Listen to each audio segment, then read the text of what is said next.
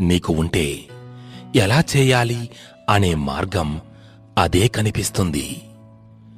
మంచి రోజులు రావాలంటే చెడు రోజులతో పోరాడాలి. సంవత్సరం మారితే రాతలు ఏమీ మారవు. ప్రయత్నాలను ఆపితే పనులేవి సాగవు. గమ్యం దూరమైనా నీ పయనాన్ని ఆపద్దు. మార్గం కష్టమైనా నీ ప్రయత్నాన్ని ఆపద్దు. సగం జీవితం వాళ్ళు వీళ్ళు ఏమనుకుంటారో అనే ఆలోచనతోనే కరిగిపోతుంది. ఊహలు వాస్తవాలకు దూరంగా తీసుకెళ్తాయి. కానీ ఎంత దూరం వెళ్ళినా రావలసింది మాత్రం వాస్తవానికే కదా.